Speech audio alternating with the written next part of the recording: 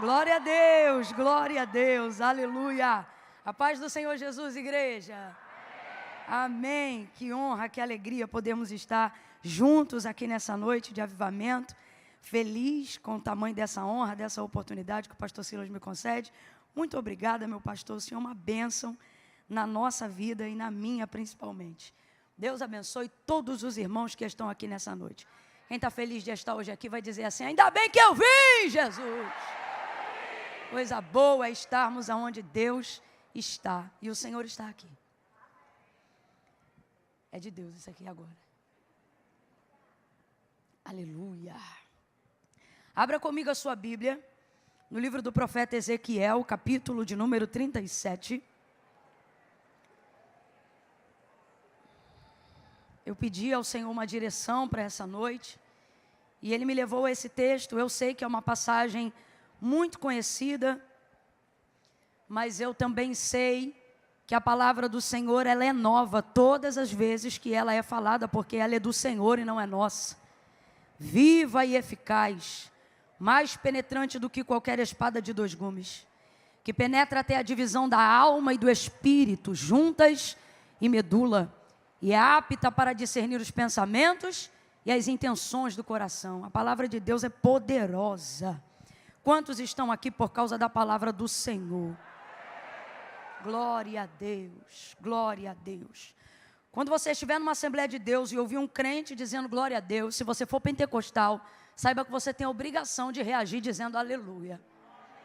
Viu? Quando você vê um crente dizendo glória a Deus, é quase que involuntário, você já reage dizendo aleluia. E se ele disser aleluia, é desse jeito que a gente faz. Quem achou, diga amém.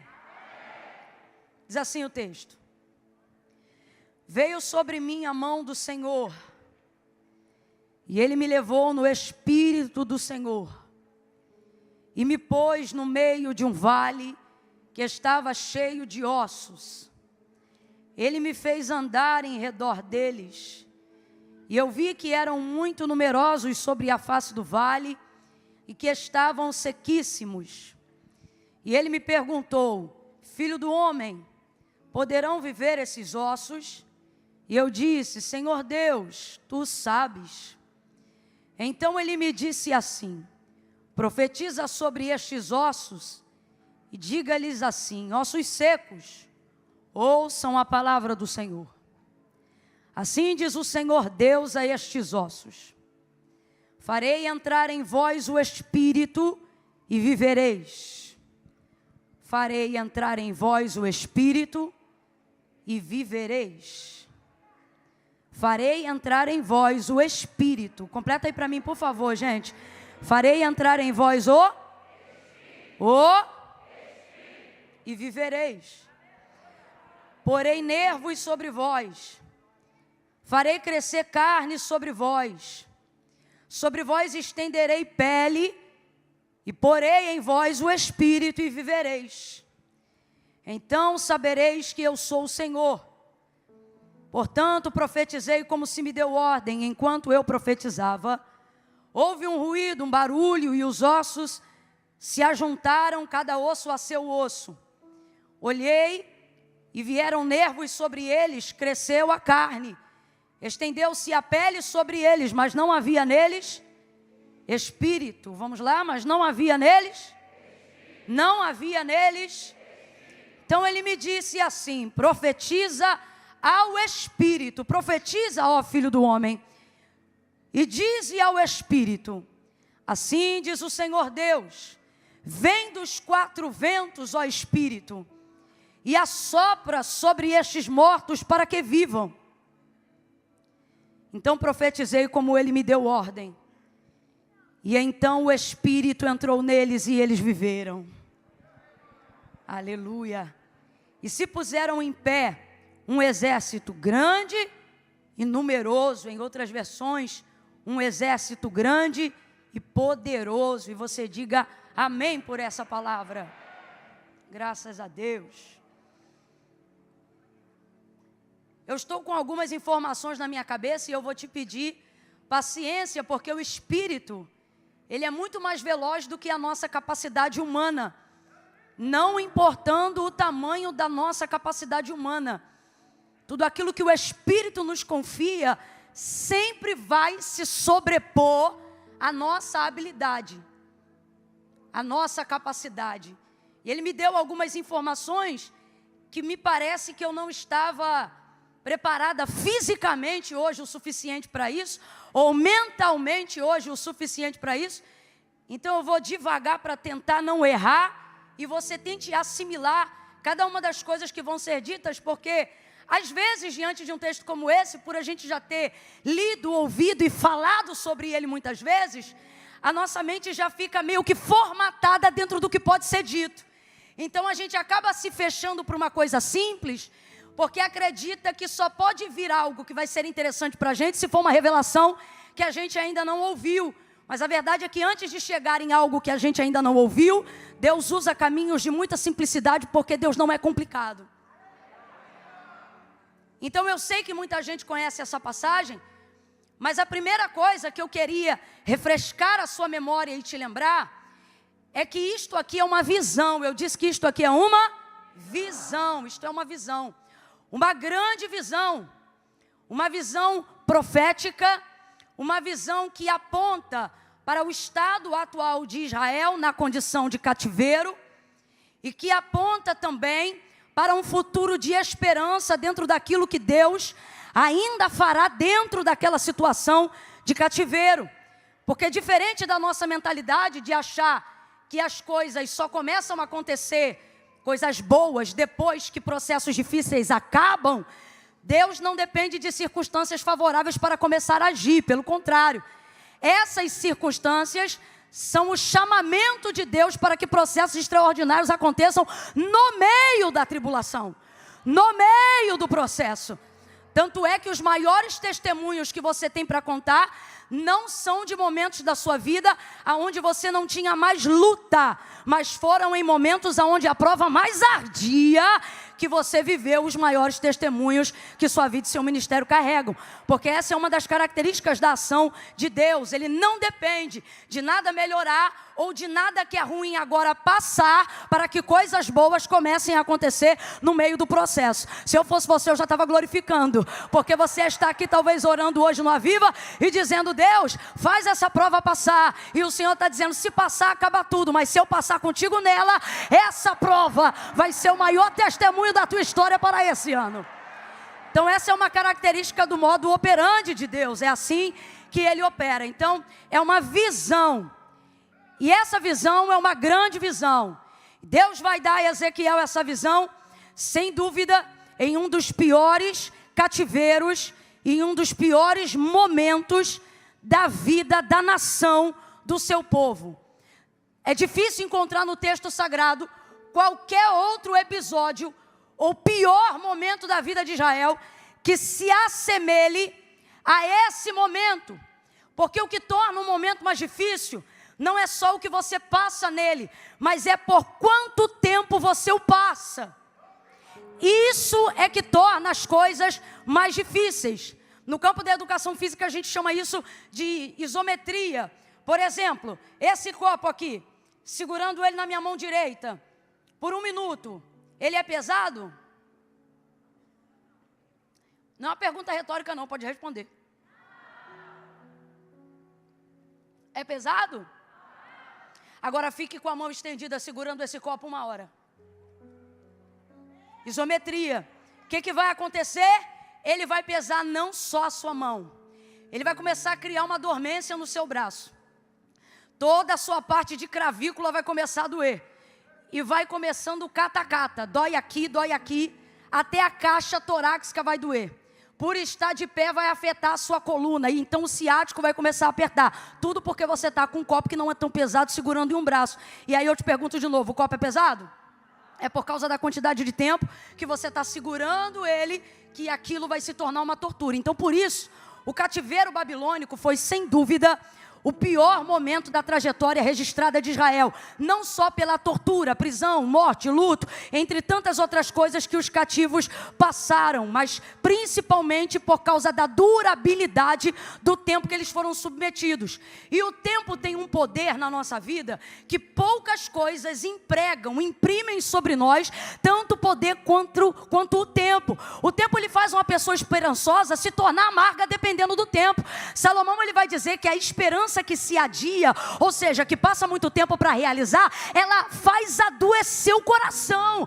E quando o coração adoece, a vida adoece, as perspectivas adoecem. É aí que as doenças psicossomáticas chegam. Seu físico é abalado quando seu emocional é abalado. Quando seu espírito está abatido, não há mais força, não há mais vigor, não há mais desejo, não há mais desejo de vida, só há vontade de morte. Foi o que aconteceu com a vida de Jó. Ele não murmurou atribuindo culpabilidade a Deus, mas amaldiçoou até o dia do seu nascimento, não só por causa da perca, mas do tempo tão rápido com que perdeu, e não se sabe em quanto tempo mais ele ficou naquela dor. Então o tempo tem o poder de amargar até o coração mais puro. E é Deus que usa o tempo para isso. Quando o Senhor tira o povo do Egito e vai trafegar com este povo para entrar em Canaã, Deuteronômio capítulo 5, ele vai dizer: eu te coloquei nesse deserto para te humilhar, para saber o que se passava no teu coração. E o que foi que Deus usou para que Israel pudesse manifestar aquilo que estava no coração? Deus não usou propriamente o maná ou a água que saiu da rocha. Tudo isso revelava a Deus no processo. O que Deus usou para que os corações se manifestassem foi o tempo. O tempo.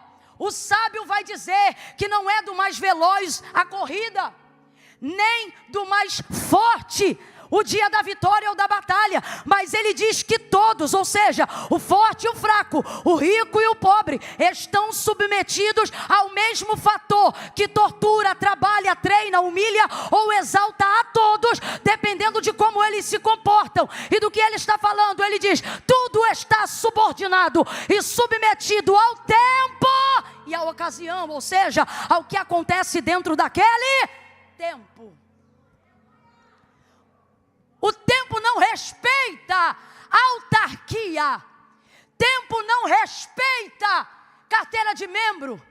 Tempo não respeita absolutamente nenhuma das coisas que a gente poderia utilizar para tentar ganhar tempo. Tempo não respeita. Então esse cativeiro, ele humilhou muita gente. Ele embaçou a vida de muita gente.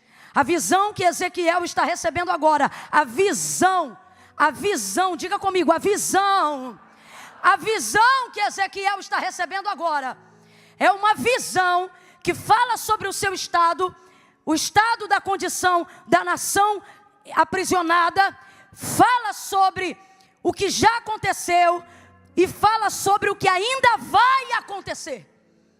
Porque uma característica das visões que Deus dá, é que Deus nunca fala só do que aconteceu. Ele até começa falando do que aconteceu, para mostrar qual é o estado original, ou para mostrar o que o tempo fez com você. Então em uma parte ele revela o que o tempo fez com você, e em outro momento ele revela o que ele fará com você. E Deus nunca usa o tempo da visão para falar só do que aconteceu. Deus vai se revelar numa visão a Ezequiel para falar do que vai acontecer. Então Deus está dizendo aos homens que recebem uma visão: tenham isso em mente, eu vou não só atestar o estado que você está, mas eu também vou revelar o lugar que eu vou te colocar. Eu não sei se você está entendendo, mas Deus me trouxe hoje aqui para dizer a alguém: há esperança na revelação do futuro, há esperança para quem persevera no tempo da dor. Deus então se manifesta a Ezequiel e entrega essa visão, uma visão global, uma visão nacional, uma visão que vai mexer com o mundo internacional, porque tudo que passa em Israel mexe com o mundo, com os governos, com os poderes. Nessa visão que Deus entrega a Ezequiel, toda ela é dada em espírito. Completa para mim, por favor. Ele a recebe, toda ela ali é dada em espírito. Deus é Espírito. Deus vai compartilhar com ele tudo da maneira dele em Espírito. É uma visão, lhe foi entregue em Espírito. Eu quero que você entenda isso, não é um sonho. Sonhos podem ter influências espirituais, mas sonhos não são visões. O profeta Isaías vai ensinar aos profetas dizendo: quando vocês tiverem um sonho, não digam eu tive uma revelação, diga eu sonhei. Tudo separado no seu devido lugar. A mulher de Pilatos, por exemplo, estava sob forte influência numa atmosfera espiritual daquilo que estava para acontecer com Jesus. Mas o Senhor não lhe entregou uma visão. Contudo, por causa da influência espiritual da crucificação de Cristo e por ele ser mantido por Pilatos, que era marido dela, a casa dela se conectou a uma atmosfera espiritual e ela teve um sonho, ao ponto que lhe perturbou a alma e lhe tirou a paz. Ela procura o marido dela e ela diz: não entres na questão deste justo, porque nessa noite eu muito padeci num sonho por causa dele. O texto não revela o que ela sonhou, mas o texto deixa claro uma revelação que era verdadeira. Enquanto o homem Cristo estava sendo acusado por crimes que nunca cometeu, mesmo sem ela ter relacionamento com ele, por divina revelação que estava sob influência de um sonho, ela vai dizer e afirmar que ele era justo. Mas eu quero que você entenda, não foi um sonho que Ezequiel teve, foi uma visão. Quando Deus quer falar com homens espirituais, Ele entrega a estes homens uma visão espiritual que vai apontar e vai estabelecer a maneira como nós devemos agir no físico, porque as visões são escassas. As visões vão se tornar completamente escassas nos dias do sacerdote Eli, quando ele tinha os seus filhos como administradores da casa de Deus, Ofni e Finéias. Quem ainda está comigo, diga amém. Naqueles dias o texto diz que as visões eram raras e as palavras de Deus eram escassas. O que o texto está dizendo? Que Deus não se revelava por intermédio de comunicação clara, seja verbal ou visual, diante do seu povo. E por que Deus não se comunicava de maneira clara, audível ou visual diante do seu povo? Porque os filhos de Eli, Ofni e Finéias eram dois prostitutos que prostituíam absolutamente tudo que deveria ser sagrado e santificado, até que depois que Ana entrega o seu filho para ser criado na casa de Deus, Deus vê ali pureza, Deus vê ali integridade, Deus vê ali santidade, Deus vê ali espiritualidade. Então as visões voltam nos dias de Samuel, a clareza volta nos dias de Samuel, a revelação volta nos dias de Samuel. Ele é um menino, mas Deus não confere visões por idade. Deus entrega visões por níveis de espiritualidade. Ele é um menino, mas é espiritual. Ele é um menino, mas é crente.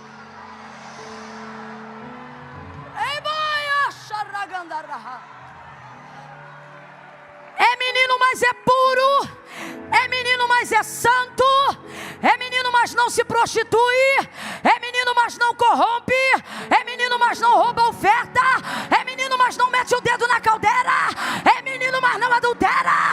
É menino, mas não vacila. É menino e é santo. É menino e é puro. É menino e é íntegro. Deus vê lugar para revelação clara, para a visão que aponta para destino. Deus vê lugar para a plataforma segura,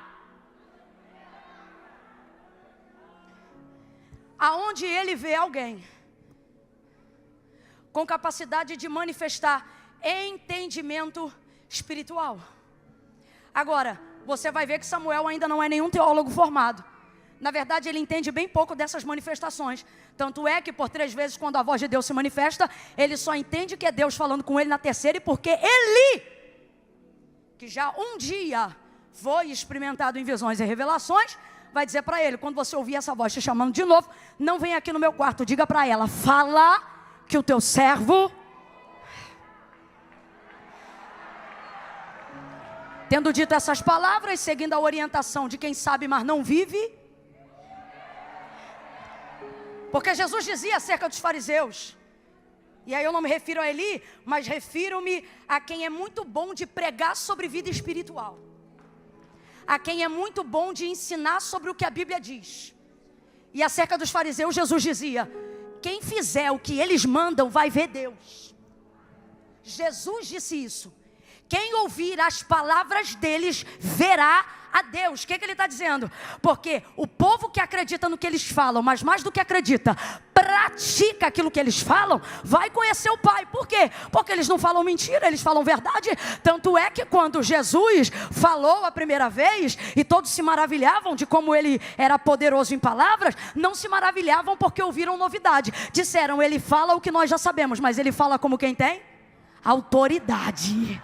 Oh, então ele dizia: quem ouviu o que eles falam vai ver a Deus. Agora, eles verão a Deus? Não, não verão, porque eles são bons no estudo. Desculpa a expressão, mas só para a gente entender. É gente que um dia teve uma experiência, mas achou que a espiritualidade ficou lá atrás. Só que Deus nos trouxe nessa noite de avivamento. E isso não é só sobre a Igreja da Penha. Isso é sobre todo o Rio de Janeiro. E aonde houver uma ADVEC conectada, os céus estão abertos sobre o Brasil nesse dia. Eu vou falar debaixo da unção que Deus me confiou. Eu vou repetir: os céus por estes dias estão abertos no Brasil. Não é no Rio, não é São Paulo, é no Brasil. Mas alguém liga comigo? Esta palavra: estão abertos sobre o Brasil. E a mensagem para hoje, pregada de diversas formas, ela tem uma temática. E qual é? Deus quer voltar a entregar visões claras, objetivas e extraordinárias, que apontam destino de nação, que apontam destino de reino.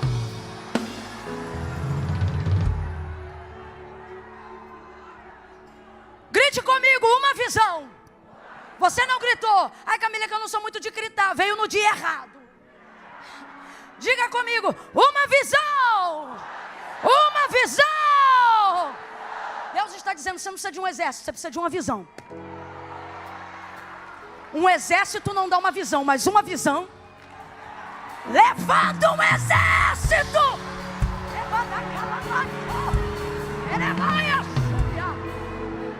Agora, de onde vêm as visões que apontam o destino? De onde vêm as visões que mudam reinos? De onde vêm as visões que determinam quem desce que sobe? De onde vêm as visões que determinam o assentar das cadeiras? De onde vêm as instruções que mudam não só uma nação, mas um mundo inteiro? Vem de Deus. E o que eu vou falar bem rasgado, que é para todo mundo entender? Deus não vai falar com quem não é espiritual.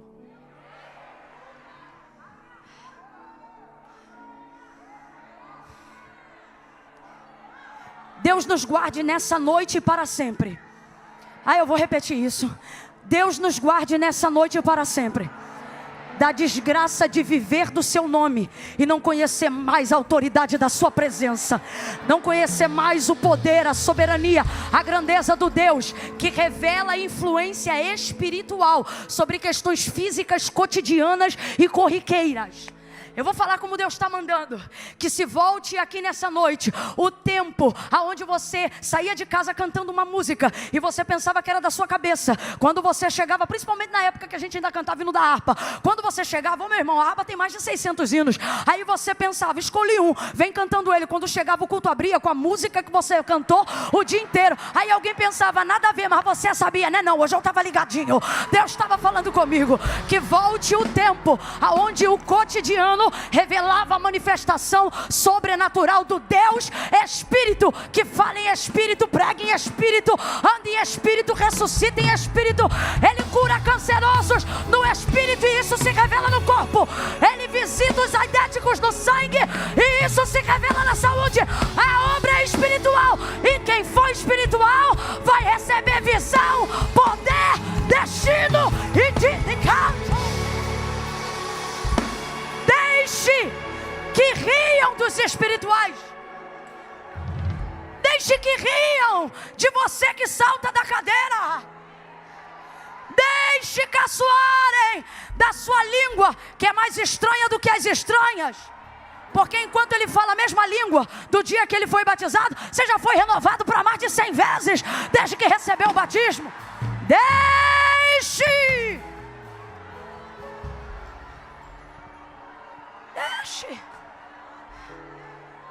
Volte a ser espiritual. Mas há um medo de ser espiritual. Por que que é um medo? Medo de perder o crédito. Medo de não saber mais o que é de você e o que é do Espírito. E isso já revela um erro muito grande. Porque não são vozes que se parecem. Eu fico triste quando eu vejo um crente que está ouvindo ou sentindo algo e ele diz assim: rapaz, eu estou sentindo ou ouvindo assim, mas eu não sei se é Deus ou o diabo. Como se a voz deles... Eu fico triste com o tamanho nível de falta de discernimento. E aonde se revela isso?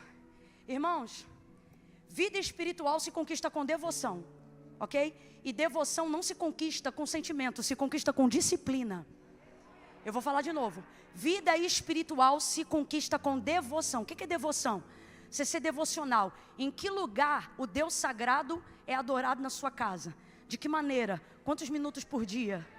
Quantas horas você dedica para Ele? O Deus que se revela pela sua palavra, tal palavra, você só abre ela quando está no culto ou ela tem lugar de fala na sua casa sem culto?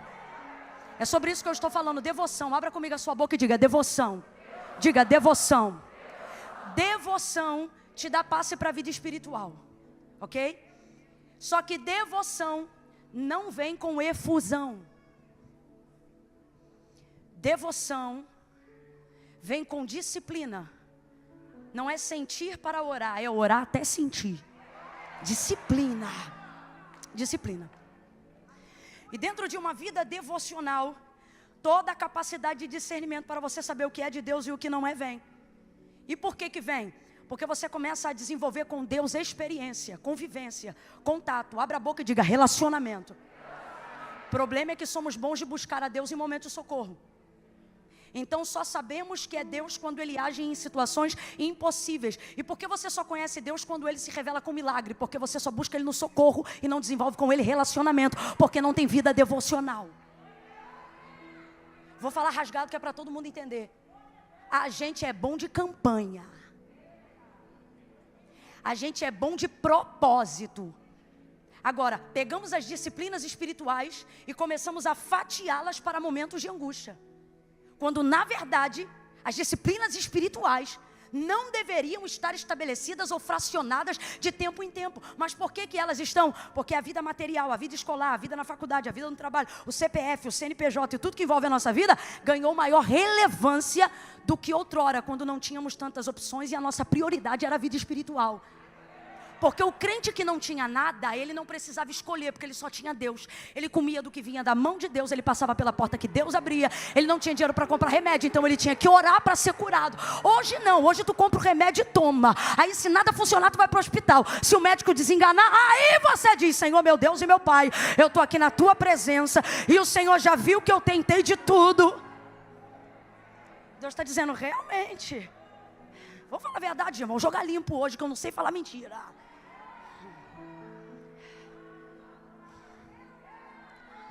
Antigamente, quando você dependia dele mandar o dinheiro para ter a compra do mês, quando você comprava que chegava, eu vivi isso com a minha mãe há muitos anos, ela não deixava a gente meter a mão na sacola do biscoito. Ela dizia: tira a mão, vamos orar. A compra tinha que ser orada antes de entrar no armário. Eu não estou dizendo que você tem que fazer isso, eu só estou falando sobre como a vida espiritual era realidade diária no nosso dia a dia. Não se saía de casa sem orar. Vou falar bem aberto, gente. Não se orava em carro. Tinha que tirar nem que fosse 1 minuto de joelho. Devoção. E é nisso que alguns que não têm Cristo como único mediador entre Deus e os homens engolem alguns de nós dentro do cristianismo que reconhece Jesus como único mediador entre Deus e os homens. Eles têm padrão, nível alto de espiritualidade? Não, mas são batata na devoção. Ou irritação. Então veja, numa visão altamente espiritual, o apontamento de um novo destino que encerra um ciclo de anos de destruição e de desgraça será apresentado a um homem que vai compreender que não está diante de uma imaginação, que não está diante de um momento de êxtase, que não está diante de um pesadelo, porque o vale poderia ter sido muito mais tido como um pesadelo do que como um sonho. Esse homem compreende isso. E aí agora vamos para o segundo ponto e eu encerro no terceiro. Ele vai se relacionar dentro do mundo espiritual com consciência racional. Quando a sua vida espiritual é em dia, aquele discernimento que eu te falei que só vem por intermédio da devoção, ele está com você aonde sua carne estiver. Aonde a sua alma estiver, se você tiver vida espiritual com Deus, seu espírito dominará sobre a sua alma em qualquer região, em qualquer esfera. Para ninguém achar que eu sou maluca, ou só porque alguém ainda não viveu esse nível de experiência, vão falar rasgado. Quem aqui pela psicologia discerne que já viveu o que chamamos de paralisia do sono, mas também discerne pelo espírito que estava numa batalha espiritual, enquanto um demônio tentava afligir você e te sufocar. Segunda coisa, tais episódios que podem ser discernidos por alguns como batalha espiritual, há outros como paralisia do sono e vice-versa, cada um de uma maneira. Uma realidade precisa ser tida. Qualquer reação nessa paralisia, independente de religião, crença ou qualquer coisa que você acredite que eu digo ou não, uma das primeiras perdas de capacidade que a gente tem é a fala. Você quer chamar Jesus e não consegue? Estou mentindo ou estou falando a verdade, gente? Agora, bota a tua vida em dia no jejum para ver se tu fala ou não fala. É a capacidade que a alma tem, por costume, de estar subordinada ao espírito. A tricotomia do homem é dividida dessa maneira: espírito, alma e corpo. Vamos juntos? Espírito, alma e corpo. Vai você sozinho. De novo. A maneira que está distribuída no texto para explicar sobre a tricotomia do nosso ser, ela está distribuída exatamente na categoria que nós dividimos agora. Não sou eu que estou botando o espírito em primeiro lugar, é a palavra. O texto não revela alma, corpo e espírito. Corpo, alma e espírito. O texto revela espírito, alma e corpo. Então quem vem primeiro? Quem vem primeiro? Porque Deus é. Então tudo tem que estar subordinado a Deus. E se Deus é espírito, qual é a área da minha vida que precisa desenvolver prioridade? A vida espiritual. Então vamos falar a verdade? Quer avivamento e você acha que avivamento é o quê? Recompensa financeira? Prosperidade e paz? Deus está dizendo para mim e para você: organiza a tua vida espiritual que eu arrumo o teu vale. A vida, eu vou falar abertamente que é para todo mundo entender. Irmãos, tem depressão sim, que precisa ser cuidado com reposição hormonal, precisa ser cuidado com terapia. Eu amo a ciência que Deus confiou ao homem. Eu amo a capacidade organizacional da psique humana por intermédio de alguém que entendeu os gatilhos da mente. Não há aqui uma pessoa que por causa de uma vida espiritual idiotizou a ciência. Eu acredito em cada uma delas, eu indico elas. Agora, tem gente que está tratando como depressão algo que nem a terapia vai resolver completamente. Por quê? Não é queda de hormônio, não é necessidade de substância, é vida espiritual desorganizada. Deus está dizendo com carinho aqui para mim e para você, porque eu estou embutido em tudo que eu estou pregando aqui. Inclusive só há autoridade na fala, porque há autoridade no erro. Cadê sua espiritualidade? Cadê minha espiritualidade? Mas a gente não percebeu. A agenda que a gente chama, que começou agora, alguém pensa dos anos 2000 para cá, essa agenda maligna e satânica, sutilmente, na verdade, ela está em nós, ou na nossa sociedade, muito antes da década de 90, no início dos anos 80, quando cada brasileiro, já independente de questão financeira, podia ter uma televisão na sua casa. E desde então, filmes de terror, até de comédia, como alguns que eu não vou citar o nome, mas desenvolvia-se então uma ideia de mundo espiritual. E essa ideia, os espíritos que poderiam ser fantasmas ou demônios, eles sempre eram enfraquecidos. Quem está comigo no texto? Eles eram enfraquecidos. Eles atravessam paredes e eles tinham que incorporar alguém para conseguir ter algum poder, para segurar, para fazer alguma coisa.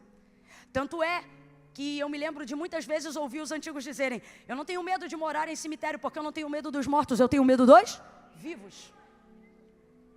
Desenvolvia-se a crença, um filme em especial, muito famoso, Ele ganhou muita projeção porque mostrou um lado lúdico e cômico do mundo espiritual, onde fantasmas, na verdade, não atormentavam, incorporavam ou aprisionavam vidas, mas faziam brincadeiras com elas. Atravessavam paredes e não seguravam nada. Talvez você pense, Camila, eu nunca fui influenciado por isso. A maior influência é a que você não percebe que recebe. Essa é a maior influência. Porque influenciar não é receber de fora, é nascer de dentro.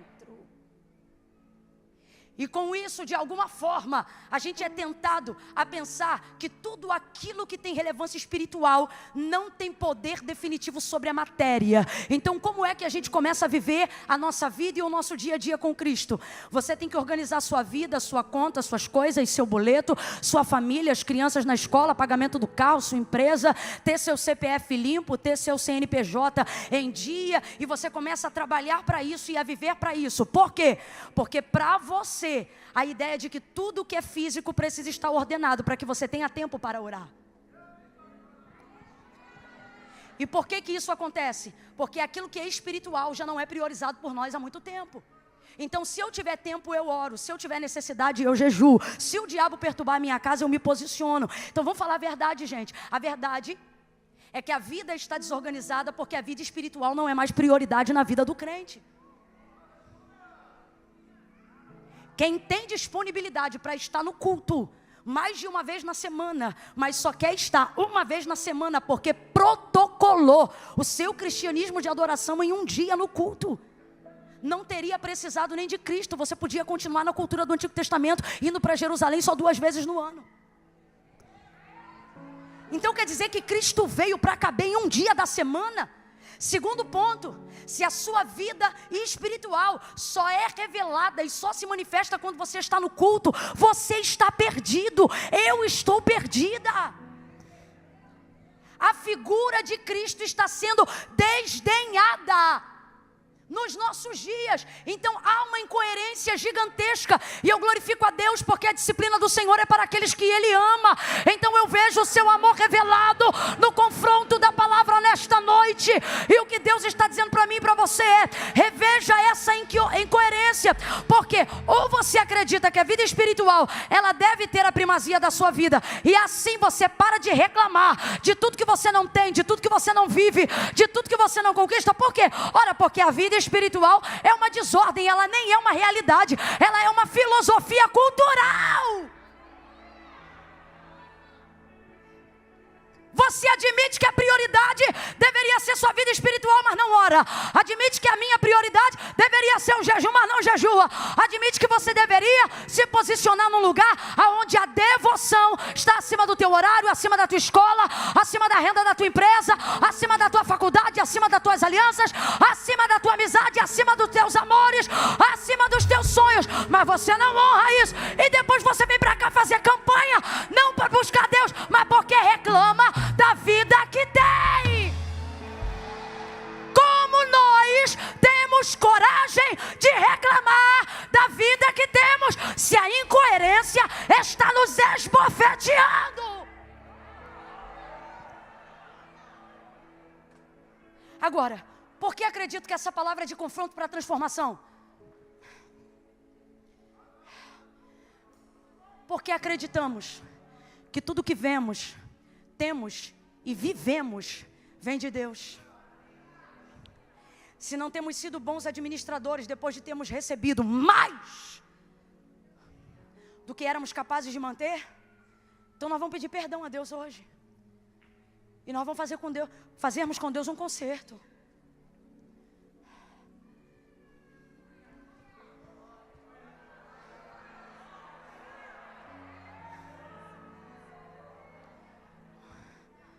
Camila, eu oro, Deus não fala comigo. Claro, você só fala com Deus quando você quer ouvi-lo. Você não tem devoção. Você não fala com Deus para adorá-lo. Depois quer que Deus te responda. Deus vai dar para ele a visão, coloca ele no meio do vale.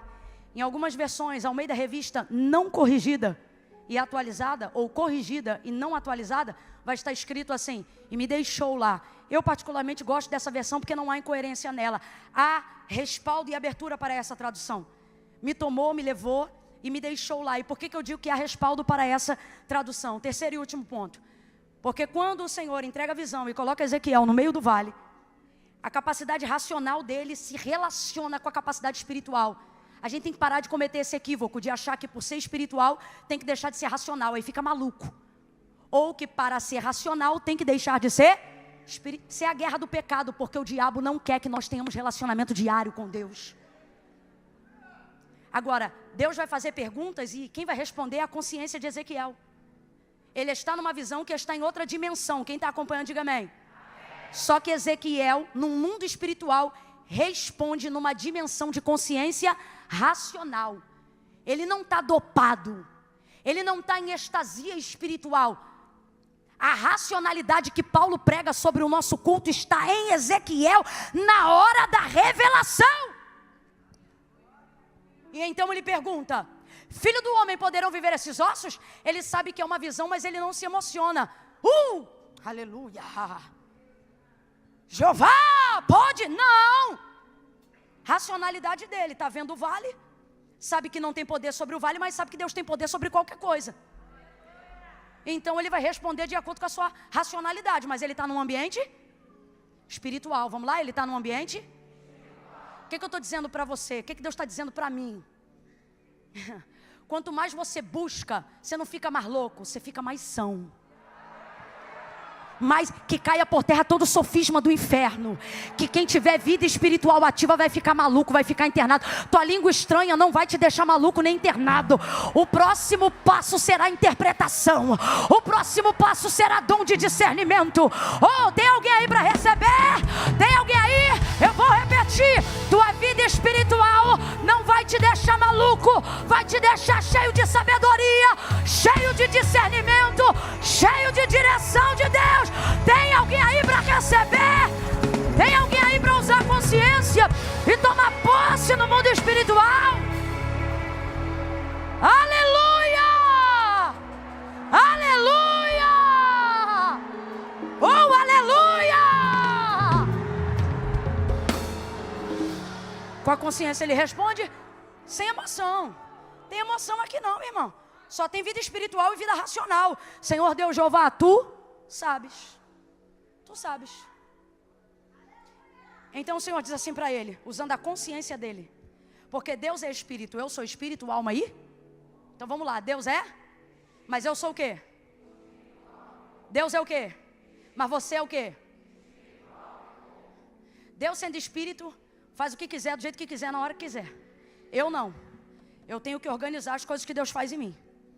Então ele fala no espírito. No espírito eu recebo, mas executo na racionalidade.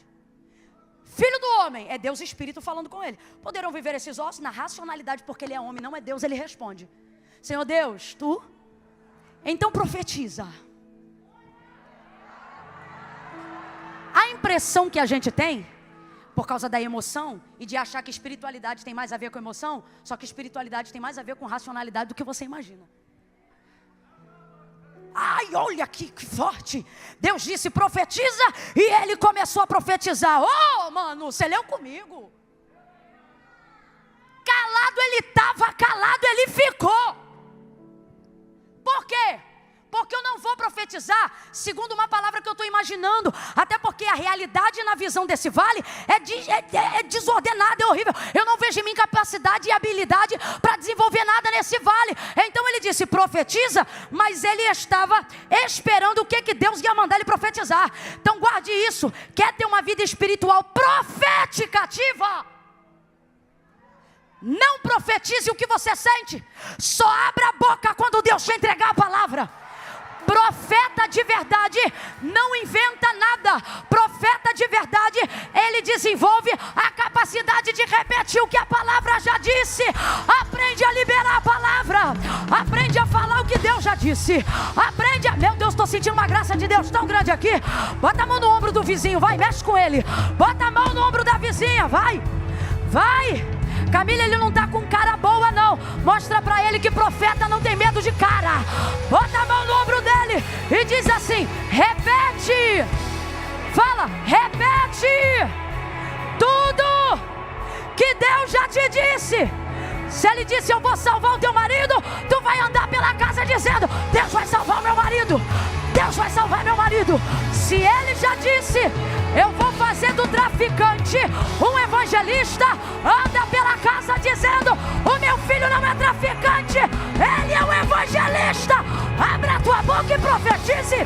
Abra a tua boca e libere a palavra que Deus já te entregou.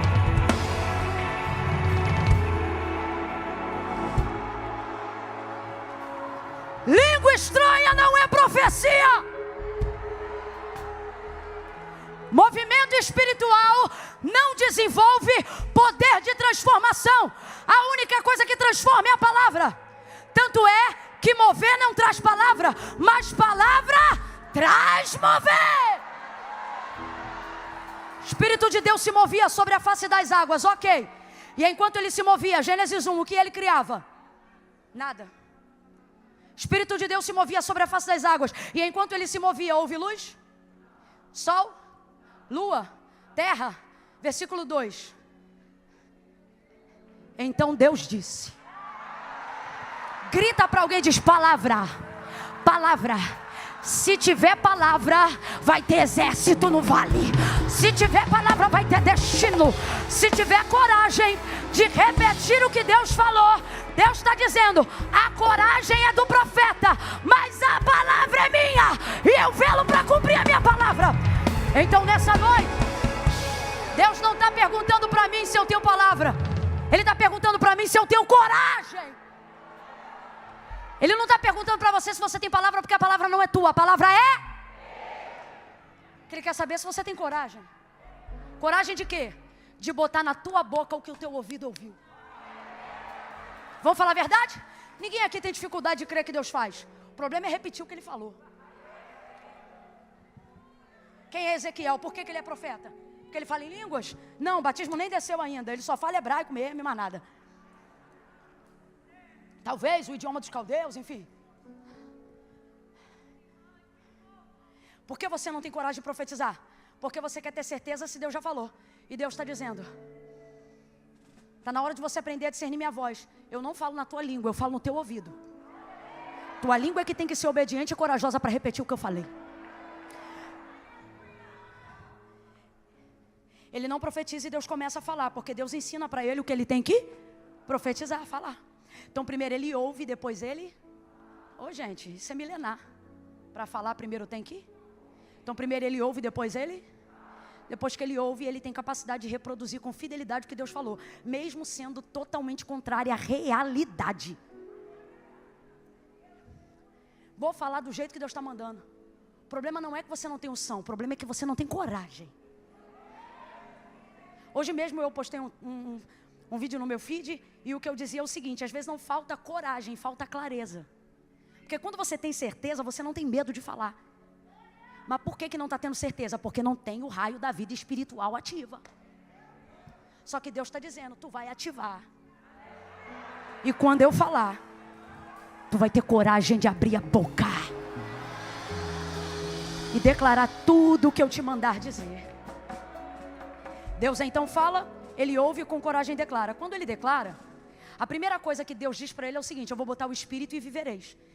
Mas é a primeira coisa que Deus bota? Não, primeiro Deus bota carne, depois ele bota nervo, depois ele estende sobre os corpos ou os esqueletos pele. Qual é a última coisa que ele bota? Qual é a última coisa que ele bota? Mas ele diz que só vai viver depois que entrar neles Mas eles só vão viver depois que entrar neles Essa é a última coisa. Mas quando Deus manda Ezequiel profetizar, manda ele profetizar de trás para frente. Carne, nervos, pele. Aí músculos, tendões, está tudo no meio. Qual é a última? Espírito. A visão do vale fica pior à medida que ele profetiza, porque pior do que ver esqueleto é ver corpo. Você fica mais assustado com uma ossada ou com um cadáver? Esquece, eu não quero ver não. E agora é que o Espírito vai tornar eles de defuntos para soldados. Não, gente. Vai passar de morto para soldado. Vai passar de morto para valente. Talvez tenha alguém do teu lado que você diz, Camila, parece até morto. Antes do avivo acabar, vai sair daqui marchando. Eita glória! glória. Palavra de Deus tem esse poder. Agora veja, Deus fala tudo o que Ezequiel tem que falar, mas quando Deus fala, nada acontece no vale. Vou falar uma parada que parece louco. Ih, Camila falou parada, sou carioca, você que é de outro estado, me desculpe. Na moral, foi mal. Não, cara, desculpa. Ô, bicho. Deus falou primeiro. Quem falou primeiro? Quem liberou a palavra poderosa primeiro? Só que os ossos só se mexem e só se levantam depois que quem fala? Deus ou Ezequiel?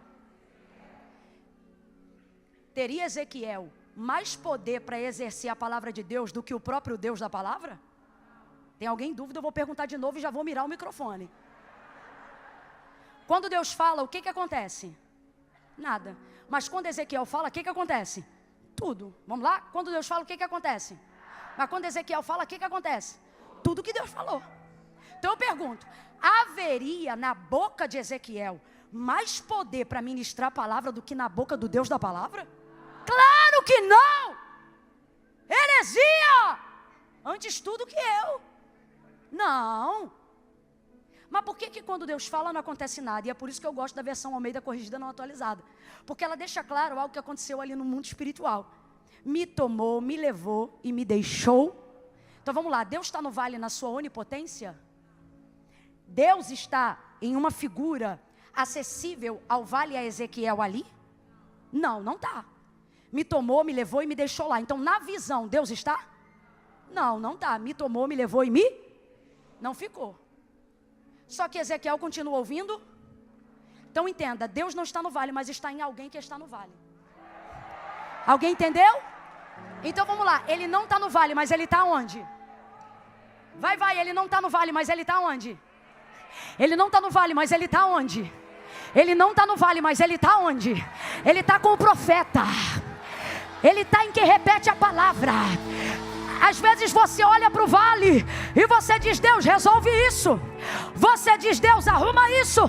E Deus está dizendo, eu não vou arrumar nada que eu já te dei palavra para arrumar. Eu não vou entrar onde eu já te dei autoridade para entrar. Eu não vou pisar aonde eu já te dei poder para pisar. Tem palavra? Então abre a boca e profetiza.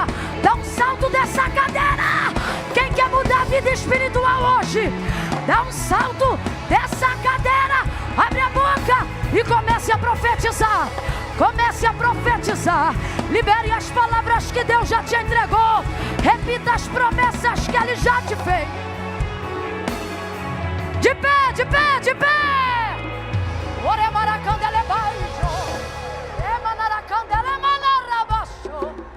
Vento dos quatro cantos, ou sopro dos quatro ventos, sopra, sopra, sopra, sopra, sopra, sopra na Devec, na Penha nessa noite, vento do Espírito.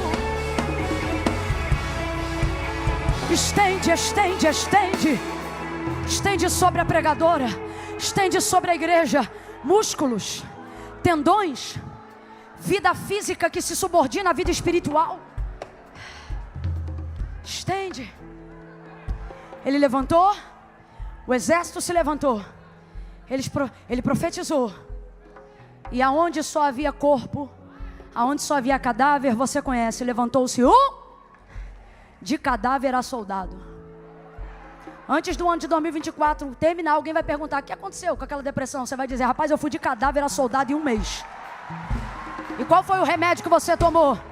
Você vai dizer: eu administrei o Rivotril, continuei a terapia, mas todo dia eu dobrava o joelho e profetizava o que ele já havia me dito. Isso me tirou do vale. Levante uma das suas mãos aos céus.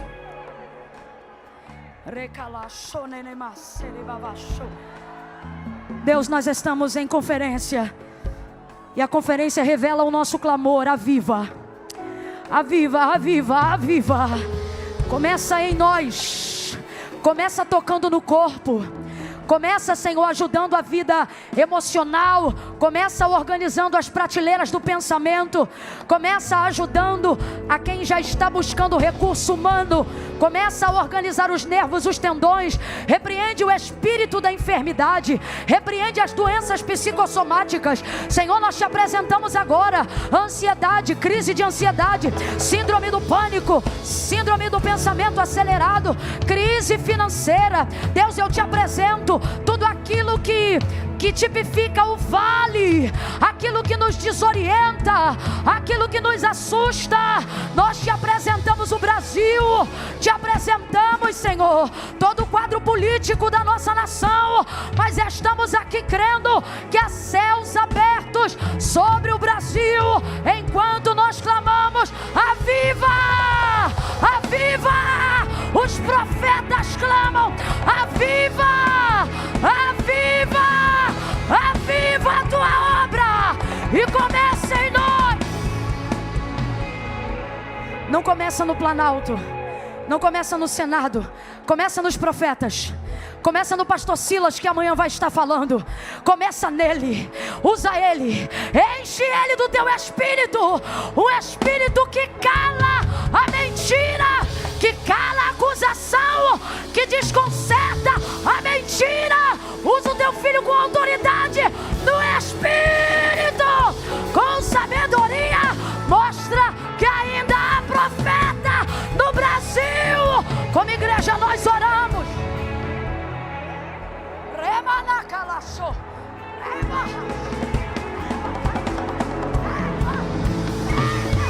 Em nome de Jesus, teu nome.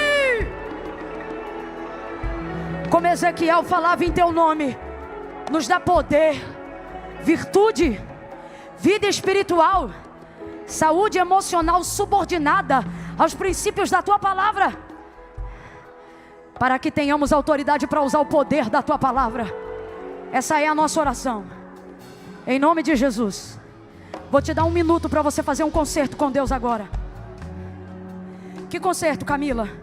É com crente mesmo que eu estou falando. Fala para Deus, se você tem sido negligente, fala para Deus: Senhor, é verdade, isso tudo aí é verdade. Eu mudei muito, eu negligenciei muito, mas nessa noite eu quero me consertar contigo. E não vou me consertar amanhã não, eu quero começar a me consertar agora. Voltar a orar de madrugada, voltar a orar antes de botar o garfo na boca, voltar a dobrar o joelho antes de sair de casa. Eu quero voltar, eu quero voltar. Deus está dizendo aqui para nós: se você voltar, eu volto. Se você voltar, as visões voltam. Se você voltar, a clareza volta. Se você voltar, mortos virarão soldados. Volta, volta, volta, volta, em nome de Jesus. Posso ouvir um amém? Posso ouvir um amém? Amém. Deus te abençoe.